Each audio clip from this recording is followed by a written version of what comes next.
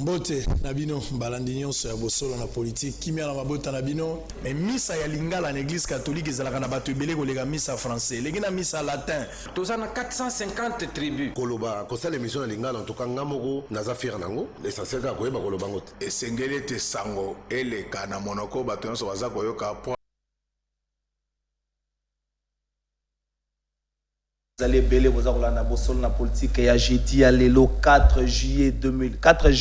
2019 les avons fête américaine américaine les va célébrer je crois qu'il y a na Kinshasa ba te belé ba kendaki na ambassade des États-Unis pour na ko ba fêter longona ba américain surtout fêter le 30 juin ba américain ba fêter le 4 juillet journée consacrée à l'indépendance na bango. Tu sais que bango sali mikolo belé baza indépendant mboka na bango et tombama démocratie na bango comme solide. Nous espérons que démocratie la République démocratique du Congo peut d'ici là et comme solide pour être alternance à libosé salami to banzi ete yami balé ko salema ya misa to yamine bongo ndeko permettre que mboka na biso ekola pe kitana yango evanda soki politique evandi makamnyo sila ko accompagner mboka evanda kana ndenga ekipe. Merci Nabino vous allez belé vous allez na bosso na politique à l'élo je crois que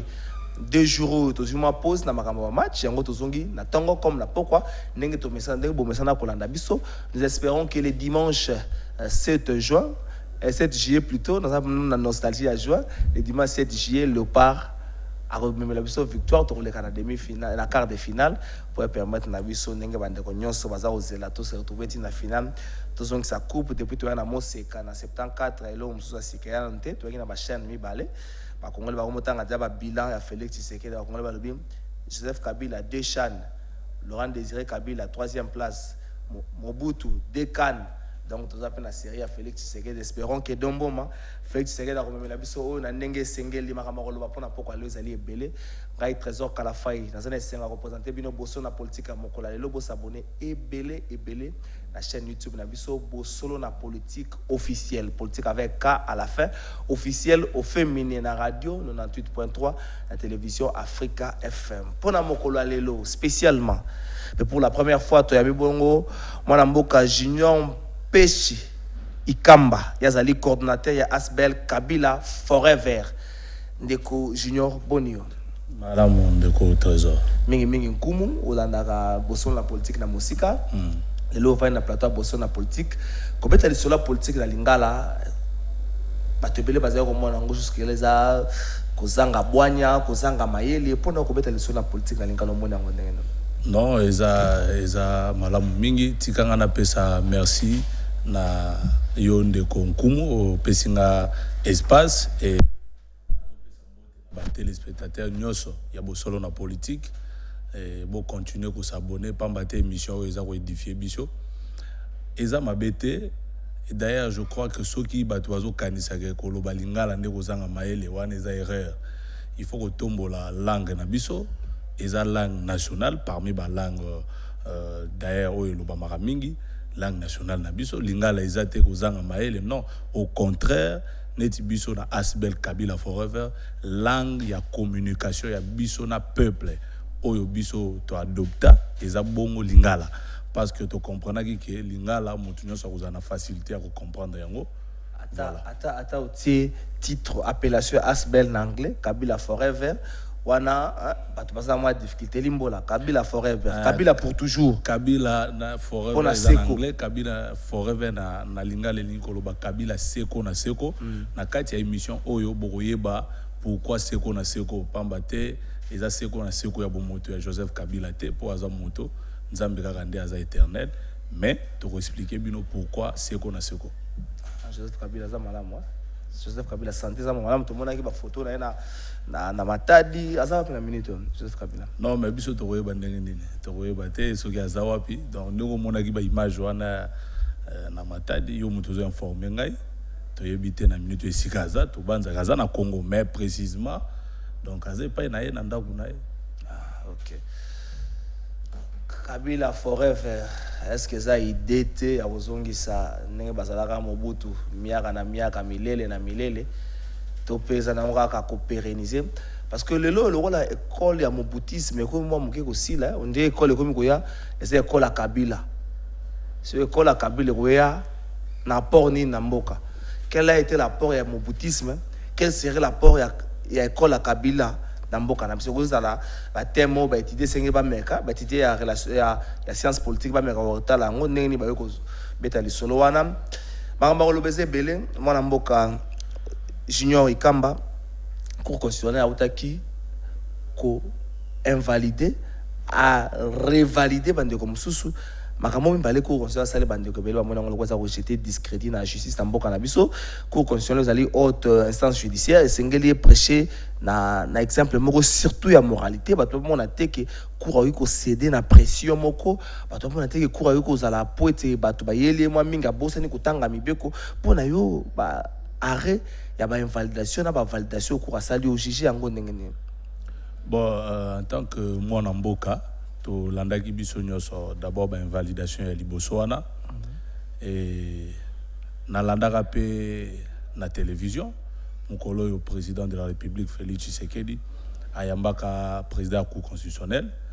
a s'expliquer que alobaki na kati ya cour ba monaki pe que moi ba erreur matérielle ezali et ce qui est normal. Alors eloko ya motuya eza nga personnellement na CPL comme a été cour à mon avis moi ba erreur ezalaki totiki la bango temps batali parmi paysa coup de pression te pour bande comme ça ba kendaki kuna ba marche balali na cour oui eza pona yango te mais seulement ba wana ba kendaki ba bandaki toujours ko estimer bazalaki na conviction na bango que peuple a pesaki biso ba voix. Alors, comme cour constitutionnel, moi, bah, erreur matérielle, wana ezalaki, ou eza normal, bazalaki na elikete, si réellement, eza erreur matérielle, wana, bandeko wana, il fallait que bazonga, et tout le monde parmi bango, bamsuso yo cour à zongisi, ça veut dire que réellement erreur matérielle. Et ça, les maki, pe ba oyo, bazwaki ba voix na bango, oyo ba tombaki na kaya ba erreur wana, nde bazongisi, et puis, barré, et ça les mis définitivement. Donc, justice a sali musala nae, et a prouvé une fois de plus encore que démocratie na mboka na biso ezali pe tozokende nango malem sous Kabila Alexis Tambwe ministre juste à l'époque a décrit qui le comportement il y a appareil judiciaire na biso notamment utilisateur appareil voilà les juges les magistrats abeta le solo à 3 vestes véhicules les voitures il y a on les a ko sala musala wana mais il plutôt constituer sous-bassement musala bango soki lelo comme na makambo eleki na cour et memite na miso abatu nyonso parce que ça qui a la une il y a ba médias étrangers mususu memite bo sorto na biso ndako to bimisi yango na libanda moni bongo te non bon koloba ke ko bimisa bo soto ya mboka libanda je crois que ya mutu ya eza soki makambo eza ya koloba na mboka to kolobela ngo na mboka na biso bon ba propos yo lobi au ministre Alexis Tambwe Mwamba qui en tout cas na koyeba vraiment ko mandola na ngo te parce que na koki ko affirmer te mais soki réellement et loba maki bongo je pense que eza makambo ebongi to solo lango na kati ya ndako le ya kobimisa ngo libanda bongo. Boso na politique vous allez na Kinshasa na Beni na Aru na Rumangabo na Kwilu na Kamina na Bukavu siko bandeko beli ba perdaki banda kuna bango je vois côté kuna baza kolela maman Olive leka nenga leka na Juku maman Olive na Bukavu batu ba perdaki banda kuna bango incendie mo salama kana batu perdaki banda ko ebele kanisa maman Olive batu baza reconnaître mikona ba action na vu de loin makambo déjà poto c'est bon banda ko batu na Juku même ki batole même makambo ebele nous espérons que koleka pe na Bukavu tokota na kati FCC ozaka est-ce que Asbel na yo ozana kati FCC biso tozana kati FCC ayo plus kaka baida Kabila voilà mais Kabila oyo lelo bato bele ba moniye on dirait atika apesa kama to ina été pona koyoka par rapport ndenge bato bazako loba na kala ki Kabila za muto ayoka ka mingi toke sur ba choix na ye bato bazako zela tam sous matata pona ma candidat abi ma dauphin na ye bato bazako za bati le kwebu bato bazako zela obemina ku Kabila bemisi Shadar. Tout le monde se disait déjà wow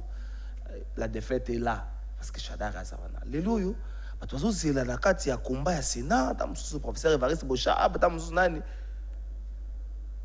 Alexis Tambwe Mwamba oyo azana se ya ba sanction ebele Tambwe Mwamba lelo deuxième personnalité mboka na se ba sanction ko voici tout monde que Kabila ça na problème wana ya ko yoka bato na problème wana ya ko fungola yoka bato avant porter choix na. Bon, je crois que Koloba ils ont problème ya choix ils ont moi pas si pour na ko digérer yango et puis je pense pas qu'ils ont problème ya choix. FCC za plateforme moko munene bato ebele basangani na kati bato mayele soki choix isalemi eza bongo choix oyo bango nyonso nde bandimi ke ndeko Alexis Tambwe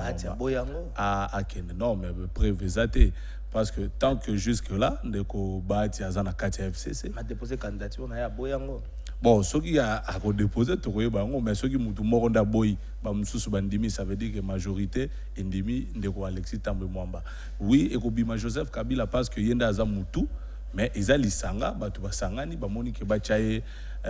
na esika wana donc eza choix ya bango nyonso bamoni et puis bapesi confiance bayebi pourquoi bachaye na esika wana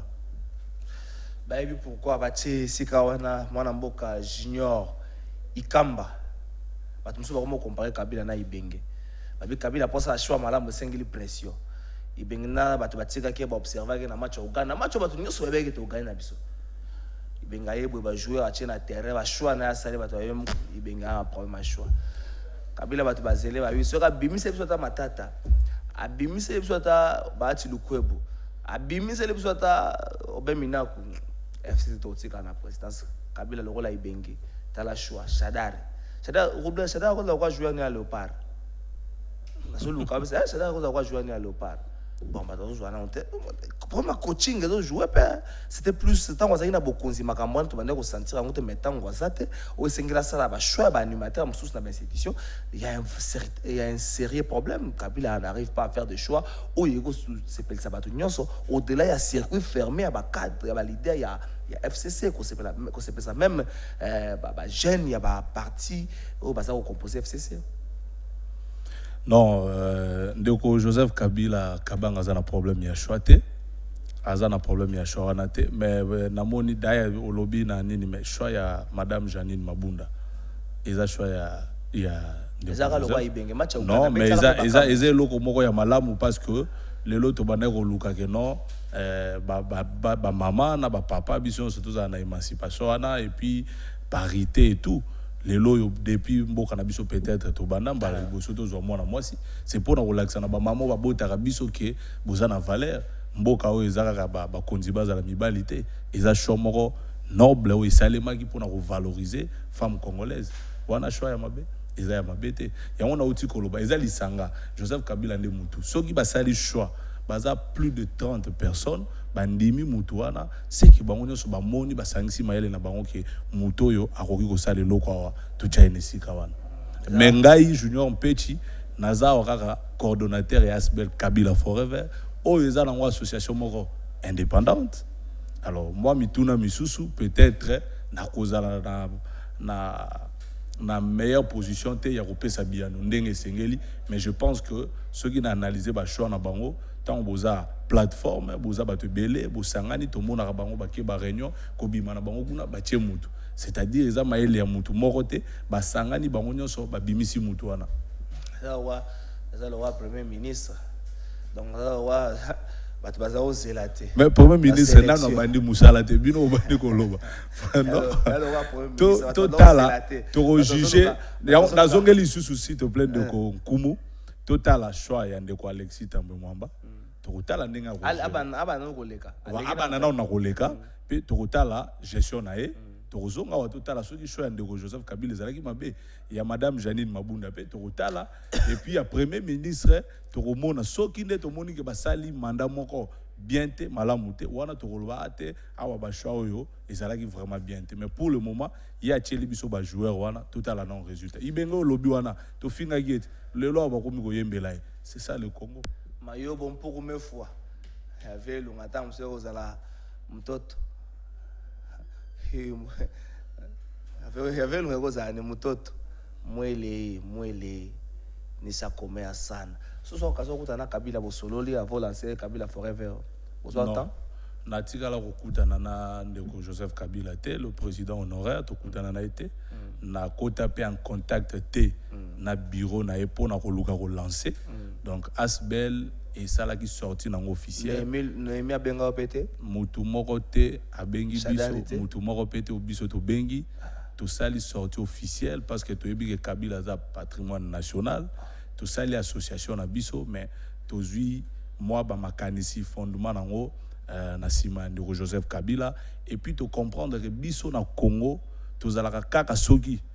mokonzo aza sikoyo wana nde biso so to sopani to sali ba association eza mabete ko accompagner au aza na pouvoir mais na kanisa ki que Joseph Kabila aza mutu te o biso peuple congolais to koki ko bosana ko chai na ba oublier te yango to sali association to pesa ngo kombo ya Kabila forever Kabila seko na seko na makanisi o biso to monaki que o ya sali est important etikala gravé etikala libela na histoire ya mboka na biso donc to contacter ki bango te bango pe ba bengi te baza batu bele baza surpris tout ça les sorties officielles na biso pe tozo continuer bon na ba activité na biso na ba sensibilisation ko enseigner jeunesse pe tikala uzana PPRDT naza pe membre ya PPRDT nazala te puis naza pété et bongo kozala Kabila c'est kozala na Kabila makasi mais kozala Kabila c'est le senge et lobité il faut zala na PPRD batu lelo bazé belé na Asbel toza plus de 400 et quelques membres papi pungu ba invalidaki ya olingo bote sika na ba invalidaki ngana ebizo yo aleka ki ba longoli tingi fulula récupérer siège ngoko na PPRD non ngana za na parti politique te naza membre ya PPRDT mais naza membre ya parti politique PRP wana parti cher à Musée Laurent Désiré Kabila wakufa boza ma ba affinité mais naza na PPRDT boza ma ba affinité na koti non boza ma ba affinité ba mwenze Congola PRP za na kati ya FCC PPRD pas za na kati ya FCC lokola ba parti belé mais pour na kozala Kabila c'est sengité que muto azala na PRP parce que même biso na Asbel bato ba parti belé bazali bato UDPS bazana kati pour ne pas citer la muka pour les partis politiques te bato belé bazali na kati ya bazali est-ce que ils a problème o mais atana pesi komba oyo ko te bato bazali congolais nyoso te muta UDPS lo kwa nyasa na Kabila na ko yebisa yo soko lingi yaka mkola ba réunion omona soko yena micro na olobi bon nana wa parti na eboy ba ko biso librement parce que o biso de ça na Asbel oyo eza vraiment capital pour l'intérêt à peuple yango batu nyoso bazoya chaque jour soko tinda ata batu ba espion ba yo mona nenga des ezo salema parce que le plus grand problème ici est l'objectif au biso toza nango en tant qu'Asbel musalo tozo sala des peuples congolais malem bazo découvrir biso et vous allez pas signer bandeli mais bazo comprendre malem bépé bazo kota na bango tozo qui peut partir mutu te ozala wapi soko comprendre vision association on dit ko servir peuple et non ko se servir tu es le bienvenu na kangi wana on dit ko servir peuple et non ko se servir oui yangonde tozo sikoyo na 18 heures règne ya Kabila na tête mboko est-ce que le peuple a été servi mais batu bazo yoka yo caméra ne zapo ya batu bazo yoka est-ce que le peuple a été servi nazongela na vana ya ndola na mutuna wana na lobi boy biso na Asbel Kabila forever on dimi ko zala membre et association ça veut dire on dimi ko servir peuple et non au se servir na kokoma nesika wana pe ko mona bilili c'est-à-dire makambo biso tozo sala en tant que Asbel financement nango eza yo peuple ocheli muninga 100 fois yo po 100 fois peuple atela Kabila 100 francs eza association ya Joseph Kabila te yo kana na kombo ya Kabila peuple atela ngo 100 eza association ba bazotala biso association wana eza créé pa na ngai de Kompechi Ikamba Junior nde na créé association to sangani na baninga nyoso eza association ya Joseph Kabila te mais to te kombo ya Joseph Kabila pona nini pona banda kozela mutuna na bato ba comprendre na bila mutole goya na bila na osala les associations yanga nazo gérer to bila wa biozali nga na sala bila ya Joseph Kabila 18 à Kabila est-ce que non 18 à Kabila est-ce que peuple ça la servir pour bi objectif na bino pour ça na bino eza ko se servir de me ko servir peuple comment se fait-il boyi ko indiza kombo moko bochango tête d'affiche bochango la in ya mutu moko oyo ceux qui peuple a banzi était na 18 ans na reine na pouvoir to kena na nombre d'années peuple ça la servité le lo la peuple solo que non objectif na mais soko lobby que peuple ça la servité na reine ya Kabila wana eza eza kozala motema peuple azokansela kwa azala servi non peuple azala servi eza bato nde bakosa bango ke peuple aza servi te nakopesa exemple moko na mboka oyo pendant mandat ya Joseph Kabila na bokonzi est-ce que enseignement primaire eza gratuit ezaka na bavillage ezela kasi yango nazoloba wana peuple kaka bana kisasa misatu te bakongo kinshasa yala nga sikoyo nabakisela nga naza moto ya sankuru natamboli sankuru mobimba bana bakotanga ofele boloba yango awa te wana baekola mende te baekola mende te nalobi botinda bato omoni musana kosala awa nakokota partout nakobandolela bino baarchive peuple azala servi soki peuple azala servi te est-ce que tongai tozala na bomoi bakosi mpe bakufaka na manda Kabila wana tokokoma kuna bato mosusu bazokufa parce que individu to moto moko azokosa bino tobima bobima oyebi cause te na moi atindi bino na butu ake kosala makambo bakosala bozokufa parce que bozoyeba combat o bozosala te s'il faut sala marche oyeba pourquoi na bimi na nzela tokokoma esika wana parce nalingi jeunesse à comprendre loko biso to comprendre o nini biso to découvrir na kati ya bomoto ya Joseph Kabila oyo ebele nanu ba comprendre te na lobby que peuple a servi parce que nga na tamboli na bana pe koyeba makambo wana te na uti sankuru loja kole lomela ba village ebele nga na kendaki na intention na meka ko soutenir pour na tanga kuna na za villageois na koma wa babi non bana batanga pardon côté Diamé utaki Diamé utaki na sankuru oui na za muta kuna alors na tout ni question bazo bisanga non sango nango pe bazo awa bon Diamé na sima nga na zaki kuna na février ba ebisinga boy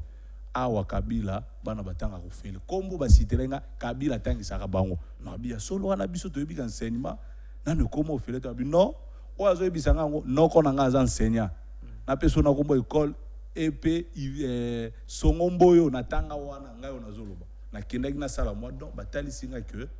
bana batanga kofele soki ka kokomna 3 na 6e pour na tenafep ndo kopesa 3000 francs.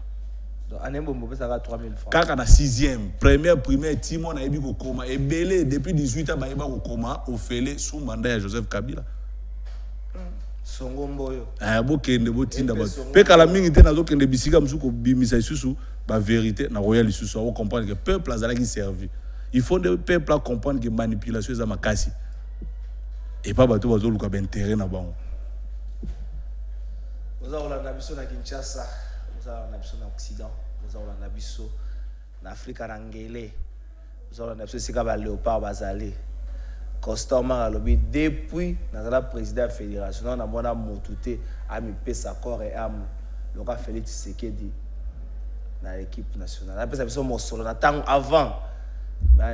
tant que Kabila peuple a servi. Constamment, nous avons contredire yote. Nous avons un parenthèse, nous avons un sport. Pourquoi avoir choisi Kabila forever? Pourquoi? Il y a eu Mouzé qui est passé, il y a eu Mobutu, il y a eu Kassavobu. Pourquoi Joseph Kabila forever? Aussi longtemps, Makambo Kabila sali population. Et ça maintenant, ça pota ya sika. Jésus a Kabila ça pota ya sika. Pourquoi avoir choisi Kabila? Merci beaucoup. Pourquoi Toponi Joseph Kabila? Parce que premièrement d'abord Namboka o lelo eloko mutuya au peuple congolais banda ko luka pe to ebeza la nzembo na biso nyonso za démocratie batata na biso depuis époque Mobutu batu nyonso banda ko luka démocratie lelo yo il faut kozala mutema mabe ou bien ndoki ya ko longola Kabila na histoire ya Congo lokola mutu avandisi démocratie na mboka ba mususu babundela yango mutu yo avandisi yango démocratie wana c'est Kabila. Mais soit na bato IDPS na wana soki ko soit na c'est que ça problème ne ko soit l'intellectuel mais intellectuel na ko senga mukolo mususu soki senga ka débat pour na père ya démocratie benga bango na ko lakisa bango ke muto abundeli na muto yenda ndimi ko installer yoko vandi sa démocratie na mboko oza na bokonzi te oza président te oye ovandi sa démocratie na mboka c'est eloko wana eza concevable. Oui que sur le bibongo bata IDPS bandi ba ndimo mais bata Frank Diongo ba ndimo mais po bana ba saki prisonnier personnel à Kabila ba Frank Diongo ba Muyambu bana ni susu basa ba mo belé démocratie likolo ba prison et kangami te mais ba feu ba saki ko reprocher bango c'est ça le problème ba zo reprocher Frank Diongo kangi bana mura Frank Diongo nenga za na ko kanga bana mura ndako na batu na manduki te wana histoire na msusu ngana zolo belana nous démocratie siko démocratie il faut tout analyser est-ce que ça démocratie à 100% oui ou non. Mais au moins nazoloba toponi Kabila pona nini yende akotisi yango démocratie o batata na biso ba musu ba kufa ba luka ezala ngana voter nzela moko na papa na ngai mukolanga zoloba biso eloko to revaka papa non a voté tozo voter vers la rate et bon on voter vers one élection yo kondima lelo pena ke hotel mi bomta biso voter kaka vers donc couleur musu eza na valeur te tozo lo élection ke okotaki ndengo zawana bande ko nyonso mutu na mutu votaki député na ye pe to moni ba député lelo ba leki ba bimi o to ebité ke baza bata mbongo pona bolo bateke zalaki bo non peuple pesier voix pe aleki tozo mona bango eza élection o esalemi sous mandat ya Joseph Kabila pe eboti mbuma ya liboso na Afrique centrale alternance pacifique siko yo mutu bongo Congola lobater wa saleli biso lo côté non il faut totala bien pe musala tozo sala mingi ba ko comprendre que asali ebele o etikali ya kosala biso bana ya mboka to continuer nzelo ya lagisi biso ya kosala ya kotika démocratie to sauvegarder ba ki wana héritage atiki to sauvegarder alternance wana etika la libela na libela pacifique ti ba génération de génération ya monde to moni que Kabila forever Kabila seko na seko to sauvegarder héritage au Kabila tikeli biso démocratie wana mutu moko ta yesu ko simba na yango na 2023 ceux qui président Félix Tshisekedi a redoublé mandat tant mieux ceux qui a doublé te yé pas salo ya alternance pacifique voilà on avait besoin tous allez plutôt na posa ya nzela mutu moko a tracé pour to bana koleka pour na kala Kabila leki atiki déjà pour na mino Kabila leki asali nzela tunyo so bayaka na sim menzelo atiki attends lelo yo sala alternance pacifique ko tangisa bana qui était le président Liboso ou à Salisa Alternance Pacifique au mato kita soko komi Kasongo na place ya Kabila katanit faut qu'on komaka Kabila blé ko za tam susu moko ba rouge belé lukuta nazo ebisa yo ndeko soko lingi bala sima na yawa na ya na to sali sortie officielle le 29 mai lelo toza le 4 juillet lelo le 4 juillet. Donc je crois 1 mois et quelques jours. Ce qui n'a eu ka nombre de fiches et de membres adhérents, na ba association ils ont kufa, ils ont adhéré na Kabila forever pour comprendre que mutoyo asali belé. Ba to na bazoya una bazoya na bango na idée kotala bakino na kinga bazoya na idée yoka bato bazoya na idée ke bakena kinga kati batali Kabila mikola zola ta ba gilet na ye bakangi ba photo azokanga ba photo tamuso bato bazoya na idée bakino bango tamala kinga kati mais bakoya ndenge nini bazokuta ngai moko mutu na sala yango na mona kutu Joseph Kabila te yoko ya na intention na ngamo ko na kutu na bato tuno teke bazoya kuna idée bakena kinga kati non kutu condition isa au service yango ko mona action to uta ko sala peuple e moko comprendre parce que ngana zo te peuple patriotisme bon mon côté lingana on go remplacer Maman Olive na ba action on remplacer ndene est-ce que Maman Olive azo sala kasi encore une chose Maman Olive azo l'exception nzela azo l'exception ndeni to vivre ça veut dire lelo il faut loba Maman Olive lobi soko ki Maman Olive forever ba mususu ba sali yango par exemple ba action sociale à Maman Olive ba maman mususu ba botami to landa lokolo mama oyo eza mabete biso so to lani lokolo Maman Olive maman na papa baza mutu moko kosunga peuple eza mabete. Président Mounio zo bongisa biso ba image ya tiote ko sala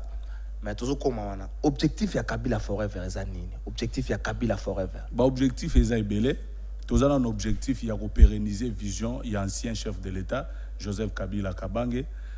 combat oya azalaki nango ya ko lutter contre l'impérialisme babilo ezebele oyo Kabila bundeli pona souveraineté ya mboka oyo surtout azobeta sete na souveraineté nandenga longwe bokodi peuple mingi nanu ba comprendre te pourquoi banda ko lobela souveraineté wana en dehors de ça biso moko siko ba objectif o toza nango ko lutter contre ba anti-valeur ba corruption ba bilo rebelle kilo tozo vivre lelo na société na mboka na biso toza wana pona ko promouvoir système ya éducation na biso à travers ba bourse d'études c'est bourse la kisi ko tanga ofele mais ko tanga ofele wana mususu ezalaka gouvernement da pesaka mususu bato ya mitema malamu lokola ba Maman Olive nengo lobi akoki koloba asbel bo pesa ngai 50 étudiants batanga ofele na charge na ngai na unikin to na IEC donc musa na biso yango wana ko promouvoir pe entrepreneuriat ko sunga bandeko oyo baza na projet ya kosala quelque chose mais makoki ezate akoti akomi membre association et ko débrouiller malembe pour to vivre na moi ba cotisation na biso surtout kokisi moi $100 topesi ndeko wana abandi koteka na coin ye pe lobi apesi tozosunga na malembe. Et puis lobby par exemple objectif c'est pérenniser vision ya Kabila. On dirait jusque là tu vas ramper la vision mon flou ya Joseph Kabila. Tu vas vision Kabila ba situé en quoi 5 chantiers quinquennat liboso. Deuxième quinquennat révolution de la modernité. Batobila mona na moi mbilinga na conception nango. So vision ni bino ko soutenir. Kabila yemoka loba. Je crois adresse na souka na congrès loba akoki ko transformer l'homme congolais. Bino vision ya Kabila ko soutenir. Kabila leli na taonyos na vanda bandeko na ngai na ko transformer l'homme congolais. Vision ya Kabila ni. Vision ma flou hein. Mais yango wana kutu déjà soko ozuka maloba wana ya englober vision ngonyonso. Et puis, il y a un moussala autour nango belé en wana. Parce que tant que l'homme zaïwa a commis congolais, parce que nakala na meka ko tuna soko bimi libanda ba fingio ba traité au zaïwa et la kisi nyonso ya mabe aventurier escroc moibi. Donc so muta bengi au zaïwa fingio. Alors hier tant yé alinga kindeke muto alongwa na étape wana congolais zonga na dignité na ye alongwa zaïwa azala congolais, homme respectueux. C'est-à-dire qu'on combattre oh non se bana ko sala ke congolais ba ye le rôle là mutu mabe soko bimi libanda ba yebela kabiso ba zaïwa eza bongo qualification moko ya mabe makasi. Alors il y a za mutu moko na 18 ans mais biso en tant que association tozui élan ya ko bundela pona ke congolais à comprendre pona nini ya ko changer te azobe alingi makambo ezala boy alingi ezala boy mais batu bazo comprendre ete bazo changer pe kaka te bazo lingaka kotika la kaka na esprit ya kizaïwa wana nde alobi ya koki ko changer l'homme congolais c'est trop fort parole wana ceux qui vraiment batu bazo zo atteindre ko décortiquer to ko comprendre que ndeko Joseph Kabila pa azala na ba regret belé pour changer congolais zaïwa te akoma congolais atatike libiso de l'estage côté on a changement zalarité to comment de l'estage moi sur avec ça ne fédère hein FEDER, tu comprends, FEDER, on soit à l'héritage à Kabila. Bino botala te le londenge nzele koma kufungwama olongo aéroport tozalaka tout monde na regard moko muke o tozana ngo lelo ba susu soka koma bino ça va quand même go passer là na kolobela yango te go passer là na kolobela te boulevard obiso tozotanga na malula wana limeta ezalaka tala muke ndenge efungwama no tolobelaka yango te passerelle wana tokolobela te mais oyo ka komoni yango biso tozoloba boya ndeko Joseph Kabila na ye moko musapi moko esokola kelongi te ye moko alingaka komisa Congo loko les États-Unis te pe ata États-Unis président moko tende muta komisa yango eza implication ya population ya batu nyonso société civile politiciens, tout le monde a s'impliqué pour que Mboka ezala bien. Biso tozana mutema mabe, ndenge mokonza Mboka azo diriger sikoyo. Ba ba bimbe ngaka opposant. Ako souhaité que ndeko Félix Tshisekedi a échoué mandat. La stratégie politique. Mais non, écoutez, tant que vous souhaitez bongo, ou azo souffrir ezana, eza peuple, eza mutema mabe. Il faut qu'on enseigne batu. Muninga komi président zala calme. So que tange maka kokoma mokonza Mboka okoma. So ki pe tange maka te okoma na ote. Alors il faut souhaiter Marambo Salema bien. Biso toza Kabila forever, toujours soutenir ceux qui chefs de l'État. Azana besoin makanisi na biso ta que jeunesse, to repesa yango. Et ça pour la coup de biso to travailler karaté. Pour ça na biso de Mboka ezala bien. Ko bomba makanisi na ote ponga na za mutu ya X, to repesa makanisi kuna te poso ba bongi président na bonga ko doubler mandat wana mutema mabe. Il faut que tika bilo wana to sangana to sunga Mboka ekende liboso. C'est ça l'objectif combat autoza nango côté ya bandeko. Ba jeune, bazala conscient, ba droit, ba devoir na bango pour Kabila tike libiso, o esa tiki, biso to garder yango, to continuer nango malembe. O Félix Tshisekedi le roi mokonza Mboka a retike la biso, to continuer. Neti ko lutter contre corruption, wana en tout cas, biso en tant que Asbel, toza ko se mobiliser côté la lutte contre la corruption. Lutte contre la corruption. Kabila lutter contre yango te. Non, mais question na solo. Avec côté on a lutte contre la corruption. Kabila tikela on a position. Na lobby non, atika on a position ko sala sikoyo bilan et ko za la passe. Ya ko ba tika on a 40%, na 50, na 60%. Mais lo ka mutu ezani. Tango mutu azo longwa lobby na koki ko changer homme zaïwa te comme homme congolais. Ya on de bilo wana. C'est-à-dire soka banda ko luka changer congolais, atika corruption. Mais il y a réussir te ko changer congolais, alors on étape wana ya mabe. biso bana ya mboka oyo tozwi yango tozwi charge wana eza kilo mingi mais tokobunda mpona eloko wana elongo ntango omoni biso asbel kabila forever tozolutte mpona corruption yebake eza biloko biso tocomprendre ke combat ya Joseph Kabila ezalaki nde babiloko aboye mais comme ye aza lisusu te ensemble bana mboka nyonso association yo nazoyebisa yo bazobenganga Congo Mobimba na juku pe babenge Congo Mobimba okomona ngai ndeko Congo Mobimba soki nalalisi yo na sim okozonga koloba tete babenga lemba terminus côté nakotia siège na lemba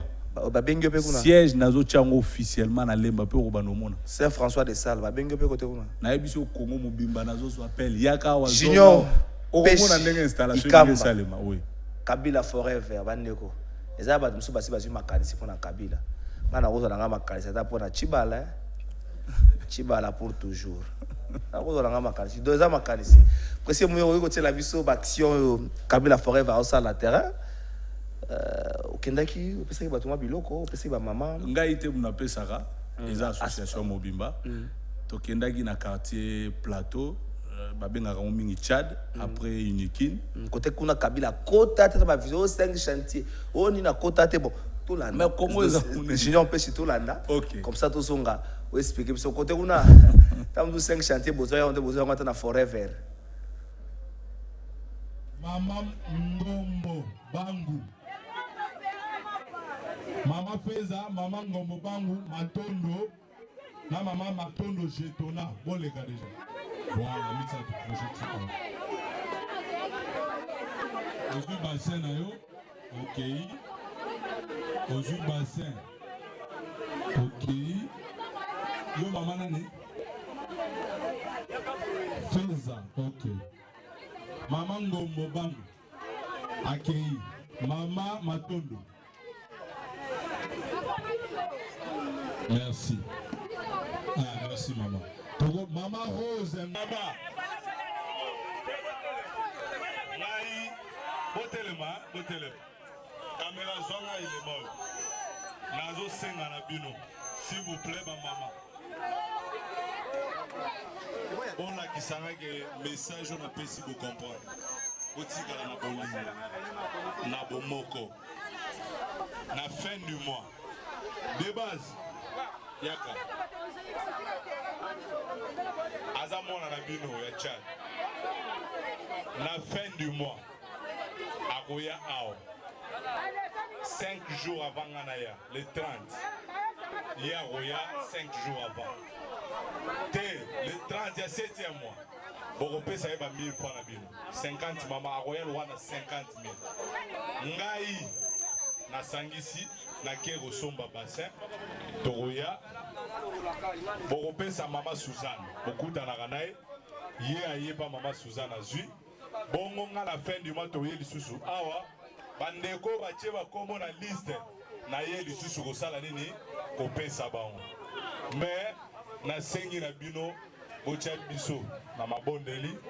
Na ya kinde pona zwa lipamboli na bino. Est-ce que bo pamboli nga lokola mwana na bino? Moulala songi pour les Européens. Merci beaucoup. Merci. Merci. Merci, maman. Merci. Moulala ba maman, go pesa jina o masamboli. Merci, Jean-Marc Kambola. Na kene na ngona ndao. Talaka ndingo fute. Yo talaka ke kombo na yo ezala na liste ngam na okena ngo.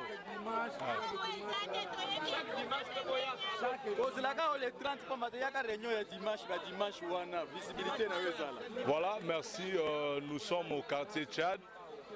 Nous poursuivons nos objectifs de venir en aide aux femmes veuves, donc aux veuves et aux démunis. Nous avons commencé aujourd'hui par le quartier Plateau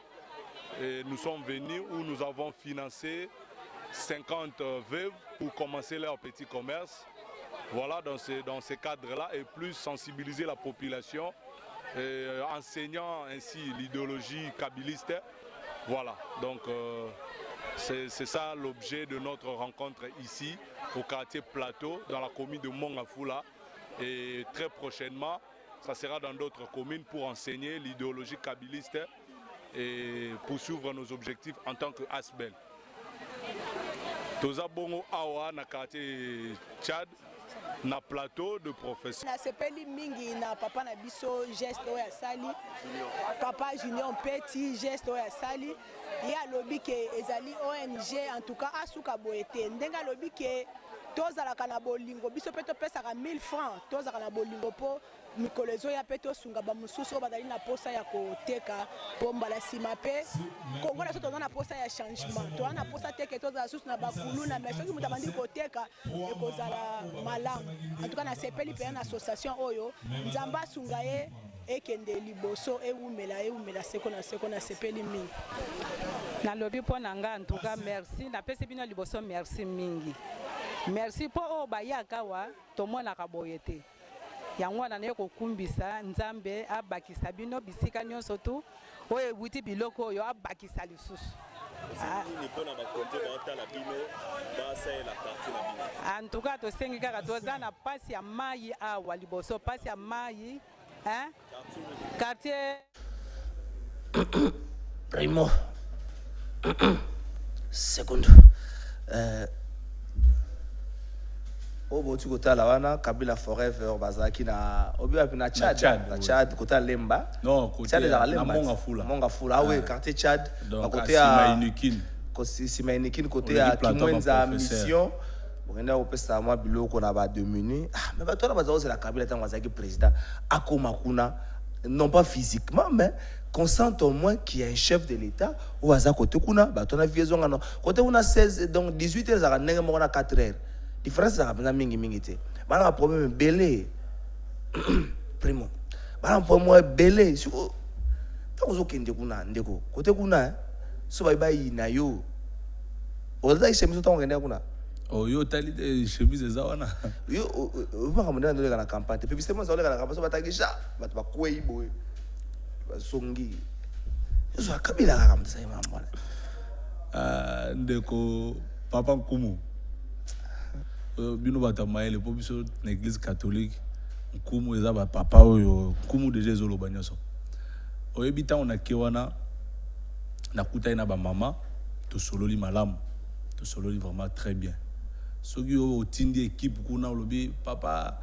association mo yaki ya Kabila forever bakoyebisa yo mpe bazozela biso le 30 juillet tozozonga lisusu parce que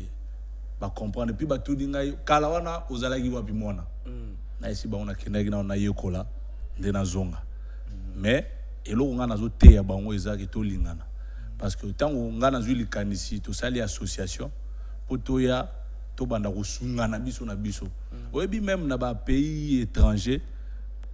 baentrepreneur baparticipaka na développement ya mboka mutu nyonso akosala mo eloko na ye alongoli mpe 2 personnes na chômage bomoni mutu moko aye investisseur asala eloko bokumisika mboka wana mais eza kaka gouvernement te nde il faut asala nyonso biso nyonso toza na droit ntango olobi ke Joseph Kabila ntango azalaki na bokonzi akendaki te je dis bien parce que c'est physiquement voilà. Concentre au moins le pouvoir de l'État na kwa wana oui justement alors bapesa mpe badoléance na bango mai na nzela babanda ko à l'époque Kabila l'information sur la chaîne nationale 2 minutes pour le ministre inauguré à côté de Batoumai et les gens trouvent ça normal information sur les 2 minutes pour à côté de Batoumai on a ramené l'eau potable dans ces coins au mon niveau au mon escaba même peuple tango ndeko Joseph Kabila zolobake na discours officiel que nazalaki soki nazalaki na 15 bons conseillers nde vraiment na ngai na sala ya mingi koleka. Vous comprenez que makambo mususu ndenge lobi bakoma kuna te peut-être ba conseiller ngo ba yebaki na mteke coin moko ezali to kende biso lokola toza bana ya mboka oyo ba kinois kinois ya kodefa pona za villageois na yekoya na yebi mwa bisika wana pe na objectif na biso ya association ya ko servir et non ko se servir nde tozo kende po na lobi ke ko servir et non se servir parce que tant yo ndimi ko adhérer to expliquer yo au sala adhésion na ofele calmement moi cotisation za tant to kuta na to il faut to kende kosunga ba mama na Kimbanseki toyokani mutu na mutu aya na $1 Eh bato bele ba no boya na bango ba Kabila. soki baboya kisi Kabila ne mbongo to Kabila bimisa mbongo ndeni ezelo na ete Obi yo penza ko tsema makabila. na lobia ezelo na ete ya bimisa mbongo ndeni ya tikeli biso ya tete kokotna makamba batamba bazena makamba Kabila moi avant na administrateur na kuilungo yo koti moi retard. Merci beaucoup. Moi retard penza okobima nani? Merci beaucoup. Merci beaucoup na question na yo. Bandeko balanda eloko nazo bundela oyo ngai boko retenir naza mutu te ya ba flatterie na lingaka pete batu oba parce que biso na Congo awa to lingaka bembe koleka mutu tanga za na bomoy na Congo soko ozobela ozana baninga 10 moko aye na hôpital mususu bake kosomba bilamba baya ne bembe pe na Congo batu bakotizaka pona kokende na ebembe bamela masanga mbongo wana bakoka kosunga yo ozwi soin ngai na lingi eloko moko aimons nous vivants to lingana pendant que toza vivant pourquoi na lobby parce que oki mutuna na yo okoti makambo ya Kabila na retard parce que na uta ikoloba na koka kipe kosala fachi forever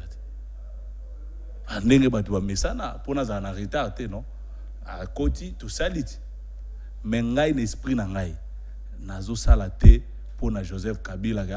na sala boye Joseph Kabila apesa nga poste Joseph Kabila non poso ke zalaki bongo nazali na makoki ya kosala yango pendant ka zalaki na bokondi eloko nini pousser ngai na sala yango tango ya longwe po ngai na 2011 na voté Kabila banda kala zoloba na ko respecter constitution na ko sala nyonso na tika mboka oyo na kimia na taleli tina musika na zongia wanamoni ndeko atiki bokonzi na kimia nyonso nga na salaki provision déjà batu bazolobe ko yinda we ko yinda biso nyonso to sutukaki mutu nyonso na ba wana baloba mibengaka so diza ba opposa ba simba yimido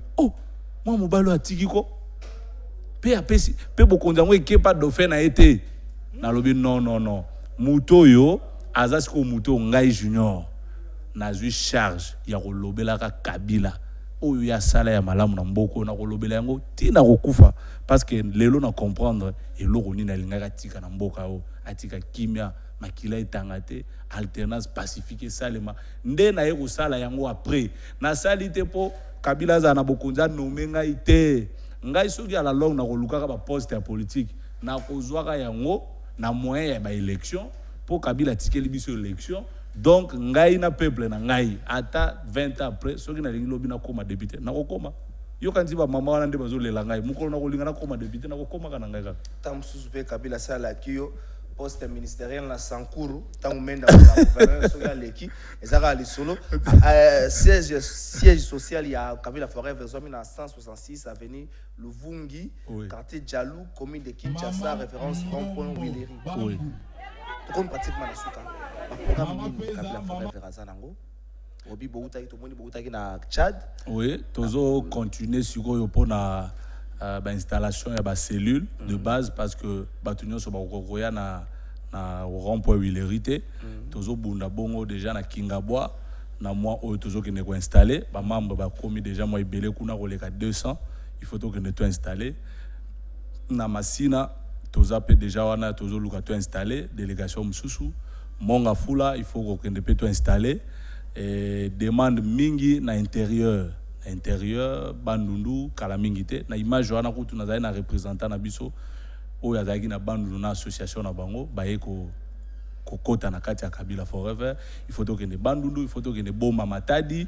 to que ne Kasai Sankuru bazolela chaque jour wana eza mabele na ngai et puis Grand Katanga kutu bango nyonso vraiment bazozela donc programme ezaki na minute oyo tozo sala kaka sensibilisation installation bisika nyonso ba comprendre na nous message oyo toza nango bayeba nini oyo Kabila sala nini alingaka sala oyo ya salite o biso to kosalaka lobi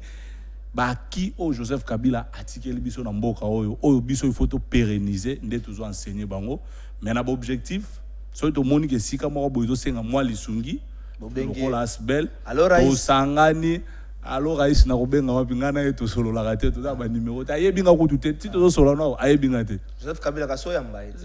Oh. Oyamba Junior Pêche, oyamba Joseph Kabila. Ozama bato belé papi pungo yamba ki ba invalidé, yamba pe Junior Pêche. Mukolo oyamba nga e ozala mukolo ko mona moka bota mona pesa endoi na ngai na yamba isa problème te ezala honneur. Ah ozana mona kombo Joseph Kabila. Non, mona yeyo c'est association na ngai okay. na tiango kombo Kabila forever. C'est-à-dire soka monique na yamba et puis ko yambo nga biso to sepela makasi pona honneur. Ki ayambi biso abakiseli biso lisusu idéologie na ye. Atalisi biso po biso tozo le bezaka auto monaki to comprendre na moi maelo nzamba pesa biso mais ye moko azana na buku wa ko sanza ko biso bozwa lipamboli na ngai o na linga na sala yango allez-y boteya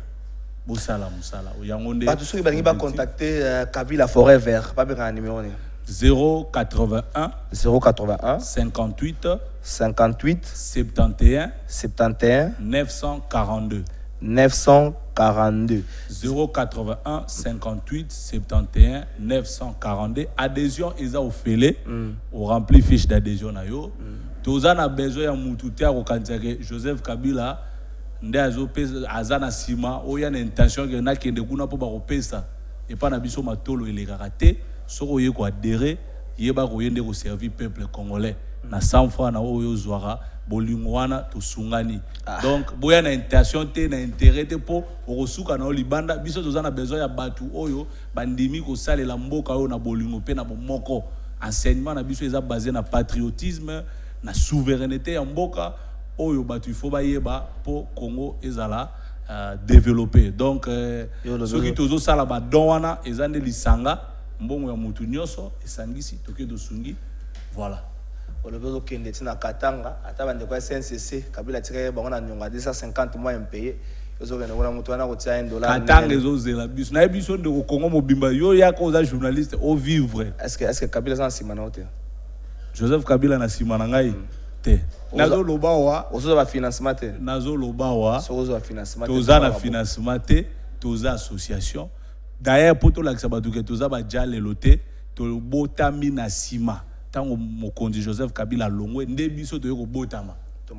po to sala musala. Est-ce que vous soutenez Kabila sincèrement? Très sincèrement naza flatté pour archives ezalaka te mais balinga ba comprendre que na votaka na 2011 na 2018 na votaki na ngai te parce que nazalaki na carte d'électeur te mais très sincèrement sans flatterie na beso lo moko